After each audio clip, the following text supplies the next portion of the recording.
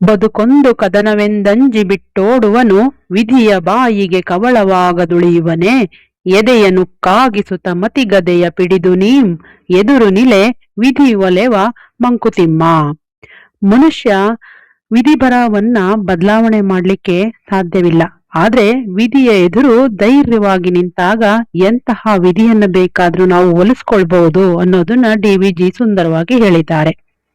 ಬದುಕು ಒಂದು ಯುದ್ಧ, ಅದರ ಕಷ್ಟವನ್ನ ನಾನು ಸಹಿಸಲಾರೆ ಅಂತ ಹೇಳಿ ಅಂಜಿ ಬಿಟ್ಟು ಓಡಿದರೆ ವಿಧಿ ಅವನನ್ನ ಸುಮ್ನೆ ಬಿಡತ್ತೆ.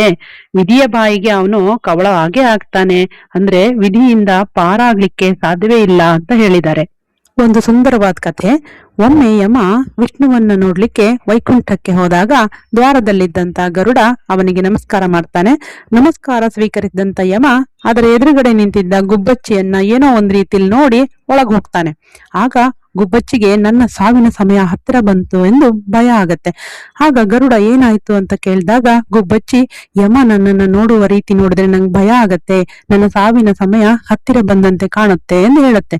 ಆಗ ಗರುಡ ಗುಬ್ಬಚ್ಚಿಯನ್ನ ಗಂಧಮಾಗದ ಪರ್ವತಕ್ಕೆ 5 ನಿಮಿಷದಲ್ಲಿ ತೆಗೆದುಕೊಂಡು ಹೋಗಿ ಬಚ್ಚಿಟ್ಟು ಬಂದು ನಿಂತ್ಕೊಳ್ಳುತ್ತೆ. ಒಳಗಿನಿಂದ ಬಂದ ಯಮ ನೋಡಿದ್ರೆ ಗುಬ್ಬಚ್ಚಿ ಇರ್ಲಿಲ್ಲ.